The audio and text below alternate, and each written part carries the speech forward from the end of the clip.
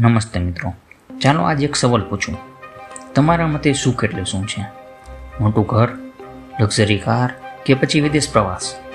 મનોવૈજ્ઞાનિકોએ દાયકાઓ સુધી રિસર્ચ કર્યું કે માણસને કઈ વસ્તુ સૌથી વધુ ખુશ રાખી શકે છે. જવાબમાં મોટું ઘર કે મોંઘી ગાડીઓ ન હતી. જવાબ હતો પોતાના સમય પરનું નિયંત્રણ. મોર્ગન હાઉસલ આ 7મા પ્રકરણમાં સમજાવે છે કે પૈસાની સૌથી મોટી તાકાત એ નથી કે તે તમને ચીજ વસ્તુઓ ખરીદી આપે છે, પણ એ છે કે તે તમને તમારી મરજી મુજબ જીવન જીવવાની આઝાદી આપે છે. આજે આપણે સમજીશું કે કેવી રીતે તમે તમારા પૈસાનો ઉપયોગ સાચી ખુશી ખરીદવા માટે કરી શકો છો. મનોવિજ્ઞાનનું એવું સત્ય છે, શું આપણને ખુશ રાખે છે એ પ્રશ્નનો જવાબ મેળવીએ. યુનિવર્સિટી ઓફ મિશિગનના એક રિસર્ચમાં જાણવા મળ્યું કે લોકોની ખુશીનો સૌથી મોટો આધાર એ વાત પર છે કે શું તેઓ સવારે ઉઠીને એવું કહી શકે છે, આજે મારે જે કરવું છે તે હું કરી શકું.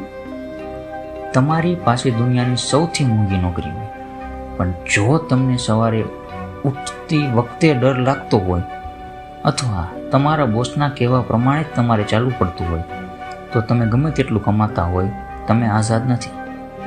તમે તમારી નોકરીના ગુલામ છો. હવે એક પ્રેરણાદાયી એક ઉદાહરણ જોઈએ કે જેમાં બે પાત્રો છે, મિસ્ટર મહેતા અને મિસ્ટર પટેલ. તો મિસ્ટર મહેતા હતા એ એક મલ્ટીનેશનલ કંપનીના સિનિયર મેનેજર હતા. પગારમાં લાખોનો છે, બંગલો છે અને તેઓ સવારે 8 થી 10 સુધી કામ કરે છે. રવિવારે પણ ફોન ચાલુ જ હોય છે. તેઓ તેમના બાળકોનો ગ્રોથ જોઈ શકતા નથી કારણ કે તેમની પાસે સમય જ નથી. અને હવે છે એક મિસ્ટર પટેલ, એ એક નાનો બિઝનેસ કરે છે. કમાણી મિસ્ટર મહેતા કરતાં અડધી હશે, પણ તેની પાસે એટલા પૈસા છે કે તેઓ અઠવાડિયામાં 3 દિવસ રજા રાખી શકે છે. તેઓ રોજ સાંજે પરિવાર સાથે જમે છે અને પોતાની હોબીઓ પાછળનો સમય ફાળવે છે. હવે વિચારો, આ બેમાંથી અમીર કોણ? પૈસાની દ્રષ્ટિએ મહેતાજી, પણ જીવનની દ્રષ્ટિએ પટેલ સાહેબ.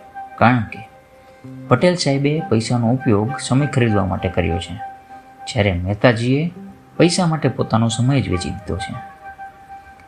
પૈસા તમને જે સૌથી મોટું વળતર આપે છે તે છે વિકલ્પો. નાની બચત.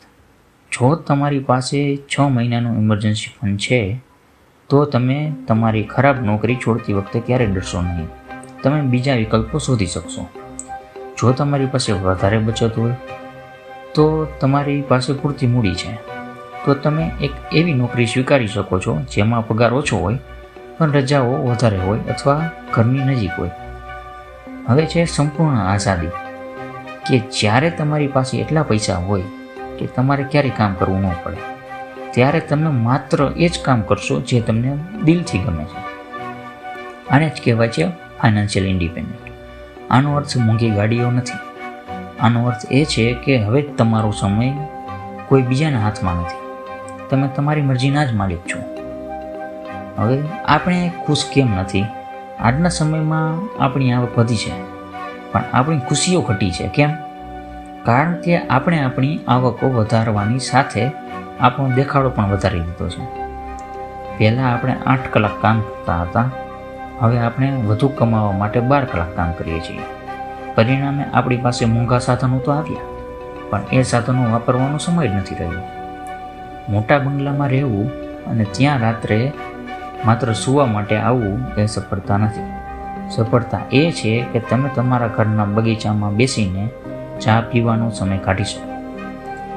મિત્રો, આ પ્રકરણનો સાર એ છે, પૈસાનો ઉપયોગ વસ્તુઓ ભેગી કરવા માટે નહીં, પણ સ્વતંત્રતા મેળવવા માટે કરો.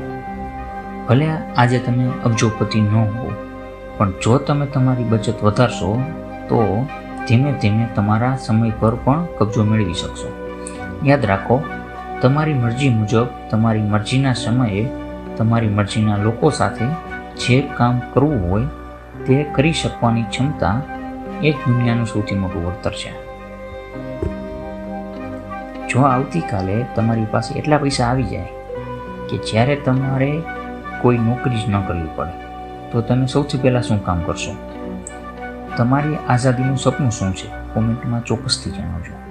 જો આ વિડીયો ગમ્યો હોય તો તેને શેર કરો જે આખા દિવસ ફક્ત કામ કરવા માટે જ ફાળવે છે.